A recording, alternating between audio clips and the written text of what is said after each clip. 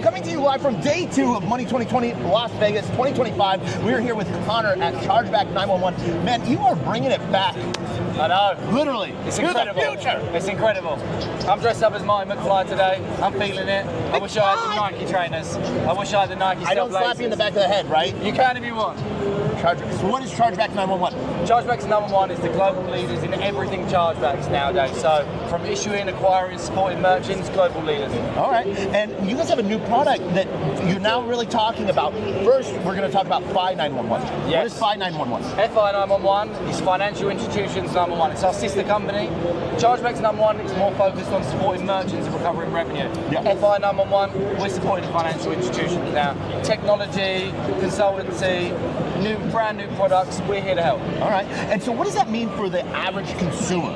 Yeah. So like at the consumer level, where does that integrate into their life? Consumer level, realistically what it comes down to is an easier way to get a resolution on your chargebacks, right? What we want to be doing is we want to make sure that disputes and chargebacks as a whole are smarter, more streamlined, and a faster resolution. And so that's when someone's like within their own banking app and they dispute a charge, basically. Yep. And some banks have both, they're both the seller and the acquirer. Yeah, absolutely. So a lot of banks are working as the issuer and the acquirer. Yep. And what we're trying to do is we're trying to unify that environment, right? Mm-hmm. So what it's doing is if we're supporting merchants, we're supporting acquirers, and we're supporting issuers, we have a unique perspective, right? So what that means is a faster resolution, the customer's getting their money back quicker, the merchants aren't being hit too hard on chargebacks, so it's just a much better environment, and it builds that confidence, right?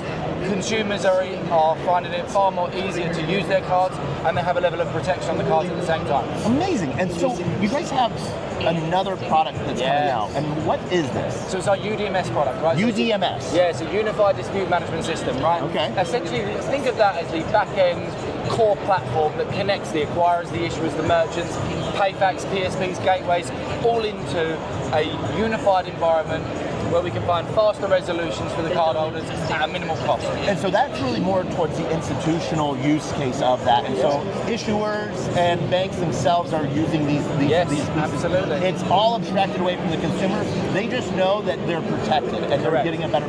So then I have a question here. This is a hard question. Where do you make money? That's a great question.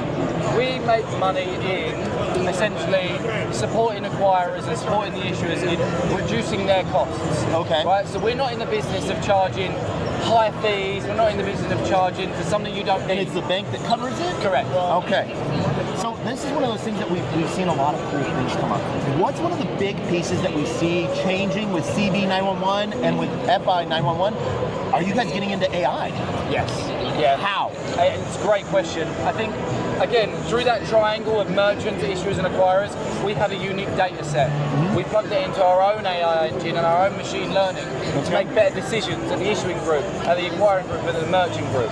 And at the same time, we are principal members of the card brands themselves, so Visa, MasterCard, and collecting all of that data into a centralized environment, again, allows us to make better decisioning, and plugging it into AI means we're way ahead of the curve. And that means like that you can see trends as well. Like if Bob, who has a bank, who is with Bank A and with Bank B and Bank C, and all of a sudden Bob has a chargeback with Bank A, and then he has sort of a similar chargeback with Bank C, and then he starts a chargeback dispute process with Bank B.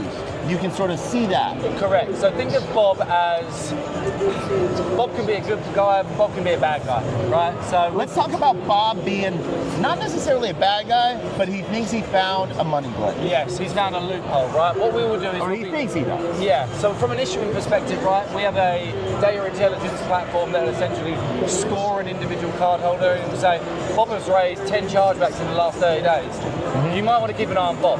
From an acquiring perspective, it could be, Bob has raised 10 chargebacks across these 10 merchants that you own. So you may want to inform your merchants to no longer do business with Bob.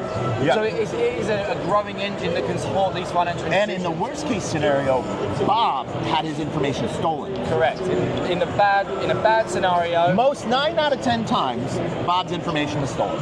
I would say the other way around. 1 out of 10 times? You Yeah. would say 9 out of 10 times Bob is a bad guy. If you or take, Bob, okay, if you Bob, take 100 I see you, Bob. chargebacks, yeah, we see you. If you take 100 chargebacks, 5 of those are going to be true criminal fraud. The rest of them are going to be a merchant may have made an error, they didn't send the goods on time, or their customer service team wasn't fast enough at processing a refund. That's going to be about 20 of those cases. The other 75 of those cases that come through is Bob saying he's going to try and get something for nothing.